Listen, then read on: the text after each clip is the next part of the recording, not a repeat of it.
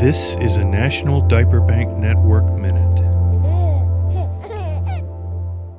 43% of students in the University of Hawai system who menstruate experience period product insecurity, more than the national average. And 81% of those in period poverty had an academic disruption, like missing class, as a result. Those stunning findings were published by researchers from George Mason University in the International Journal of Gynecology and Obstetrics. The study itself shows the potential of academic and community partnerships. Nikki Ani, co-founder of Ma'i Movement, a nonprofit increasing access to period supplies, explains. Anecdotal and qualitative evidence and stories are really important to the work. It really is the heart of it and drives it, but what we need is data.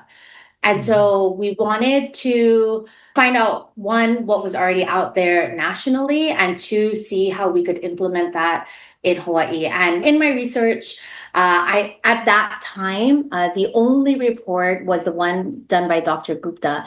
And I was just thoroughly impressed at how her study looked at period poverty and mental health.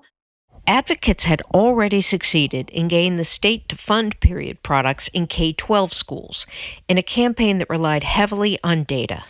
The Ma'i movement wants to get that coverage extended to the University of Hawai system and knows that a research partnership is essential. My name is Jhumka Gupta. I am a professor at George Mason University's College of Public Health in the Department of Global and Community Health. And I focus on gender equity, violence, reproductive health, migrant refugee health, and also menstrual equity here. Why did you think Hawaii was a particular place that you wanted to investigate? Yeah, I think that in general, even as we saw in the national study, like Asian American Pacific Islanders are just very much underrepresented in national studies. And so it was an opportunity to really help build the data on that. We found that the most impacted by period poverty were Native Hawaiians and Filipina students as well. The finding was not surprising to Nikki Ani.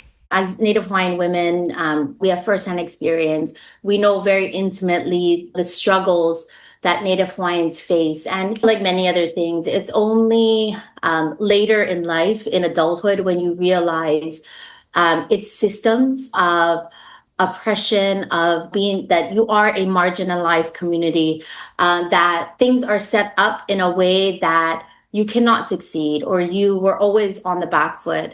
And so it was important to recognize this. The study also found more depressive symptoms among students experiencing period product insecurity, and found that students who struggled to afford period products often also struggle to afford other basic needs, like food and housing.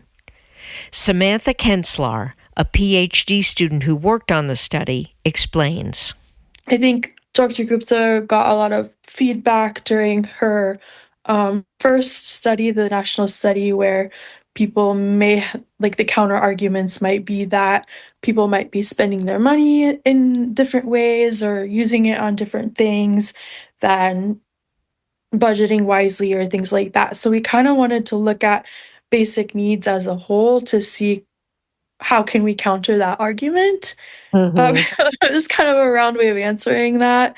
But that was really the inspiration behind it, is like trying to build some more evidence base to push back against those arguments where people are saying, oh, well, maybe they're not budgeting correctly, or maybe they're not using their money in the right places. And so looking at it in connection with other forms of basic needs and security can be like, no, they're actually experiencing multiple forms at once. And some may be prioritizing food or housing over menstrual products. So it was a long answer, but as a person who has been writing about poverty for all of her career, It just never ceases to amaze me how quick people are to assign blame.